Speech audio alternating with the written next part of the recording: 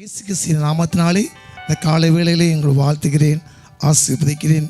உங்கள் சிந்தனையில் ஏன் பாவ போராட்டம் தொடர்கிறது? 1 யோவான் 2ஆம் அதிகாரம் 15-16 வசனங்களை வாசிப்போம். உலகத்திலும் உலகத்தில் உள்ளவைகளிலும் அன்பு கூறாதிருங்கள். ஒருவன் உலகத்தில் அன்பு கூர்ந்தால் அவனிடத்தில் பிதாவின் அன்பில்லை. ஏனெனில் மாம்சத்தின் இச்சையும் கண்களின் இச்சையும் ஜீவனத்தின் பெருமையும் ஆகிய உலகத்தில் உள்ளவைகள் எல்லாம் பிதாவினால் உண்டானவைகள் அல்ல, அவைகள் உலகத்தினால் உண்டானவைகள். அவன் ஆவிக்குரிய மனுஷன் ஆவிக்குரிய ஜீவத்திலே அவன் விசுவாசிப்பான். கர்த்தர் நடத்துவார், செய்வார், தப்பு வைப்பார், என விடுவிப்பார். உலக மனுஷனுடைய சிநேகிதம் எப்படி இருக்குன்னா, உலக ஆசை, உலக பெருமை, உலக சிற்றின்பம், பண ஆசை எல்லா தீமைக்கும் வேறாக இருக்கின்ற வேதம் சொல்கிறது. ஒரு மனுஷன் ஏன் பாவம் செய்கிறான்? 1 யோவான் 3ஆம் அதிகாரம் 8ஆம் வசனம். பாவம் செய்கிறவன் பிசாசினால் உண்டாயிருக்கிறான். ஏனெனில் பிசாசானவன் ஆதி முதல் பாவம் செய்கிறான்.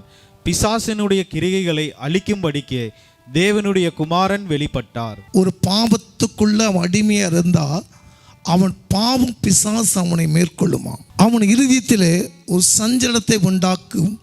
எப்பொழுதுமே அவனை அழுது கொண்டே தான் இருக்க, புலம்பிக் கொண்டே இருப்பான். கர்த்தருடைய பிள்ளைகளுக்கு நன்மை தீமை தேவன் கொடுத்துருக்கிறார். இந்த உலகத்தில் பாவமே இல்லாதபடி தான் தன் பிதாவுடைய ஒரே குமாரன் இயேசு கிறிஸ்து பூமியில் கொடுத்து பரிசுத்தமாய் மாற்றி கொடுத்தார். இயேசுவை சிலுவையிலே அறைய வரைக்கும் பிசாசு இயேசுவை ரொம்ப சோதித்தான். ஏதோ வழியில் இயேசு பசியாக இருக்கும் போது 3 தடவை சோதித்தான். சிலுவையிலே அடைந்து தேவனுடைய சத்தத்துக்கு ஒப்பு கொடுக்க போகிறார். அப்பயும் பிசாசு இயேசு இடத்துல ஏதாவது குறையை கண்டுபிடிக்க முடியுமா, என்னை நேசிப்பார்னு சொல்லும்போது அப்போ என்ன சொன்ன பார்ப்போம். கடைசி நிலை யோவான் 14ஆம் அதிகாரம் 30ஆம் வசனம் வாசிப்போம். இனி நான் உங்களுடனே அதிகமாய் பேசுவதில்லை. இந்த உலகத்தின் அதிபதி வருகிறான். அவனுக்கு என்னிடத்தில் ஒன்றும் இல்லை. கடைசி மூச்சு வரைக்கும் பிசாசு இயேசுவே மேற்கொண்டிருந்தான். அன்பான கர்த்தருடைய தேவ ஜனமே, உலகத்தின் அதிபதி வரான். அவனிடத்தில் என்று ஒன்றும் இல்லை. அவர்கிட்ட பாவம் இல்லை, அசுத்தம் இல்லை, உலக வாழ்க்கை இல்லை. அவர் பரிசுத்தமாக உலகத்தை ஜெயித்தார். ஒரு 70 வயசு வரைக்கும் வாழ்ந்துட்டீங்க வச்சுக்கோங்களேன். 71 வயசு நீங்கள் சாக போகிற நேரத்தில் கூட உங்களை பாவத்தை செய்ய வைப்பான். இந்த பூமியில் ஒரு மனுஷனும் பரிசுத்தமாக வாழக்கூடாது. ஏதாவது உங்களை பெணவினை கொண்டது கர்த்தரை விட்டு உங்களை விட்டு நீங்கி போகுதான் பிசாசோட வேலை.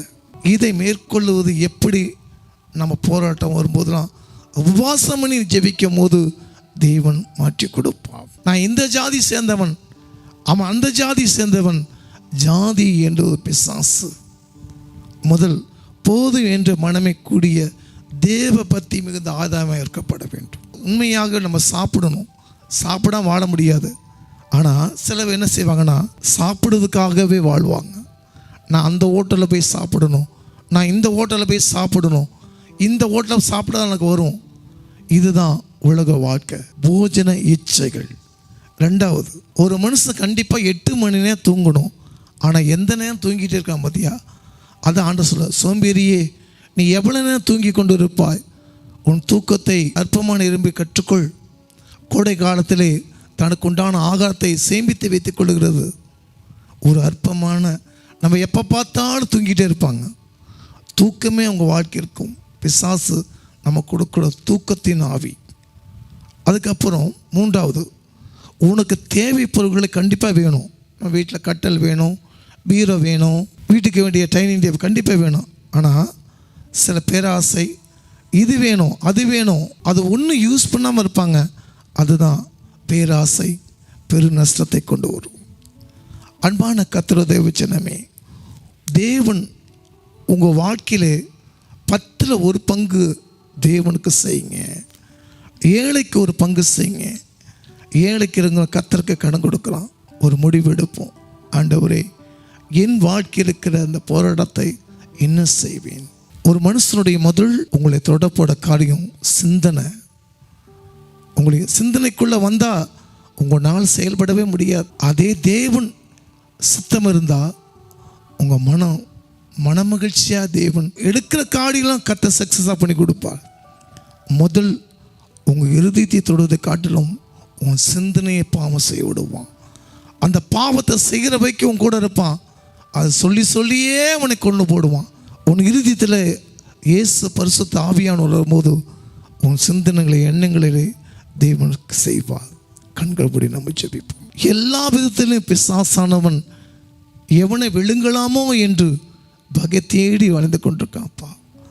ஆனால் இயேசு இடத்துல ஏதாவது குற்றம் கண்டுபிடிக்க முடியுமா? கடைசி மட்டுமே உலகத்தின் அதிபதி வரான், என்னிடத்தில் ஒன்றுமில்லை, இந்த மாதிரி நம்ம சொல்ல முடியுமா? கடைசி வைக்கும் ஒரு பாவம் அறியாத சுத்த கண்ணனாய் உலகத்தில் வாழ்ந்த இயேசு ஒருவர். அந்த பரிசுத்த ஆவி உனக்குள் இருக்கும் போது பாவம் அசுத்தை தொடாதபடி அந்த பரிசுத்த வித்து உன்னை பாதுகாத்து கொடுக்க காத்துக்கொள்வார். இனி உன் சிந்தனையில் எண்ணங்கள் எல்லாம் தேவன் பரிசுத்தமாக மாற்றி கொடுப்பார். கர்த்தரே உன் எண்ணங்களை மாற்றி கொடுப்பார். ஆண்டவரே, பிள்ளைகளை ஆசீர்வதித்து காத்து இயேசுவின் நாமத்தினால பிதாவே, ஆமென். God bless you. கர்த்தர் உங்களை ஆசீர்வதிப்பதாக.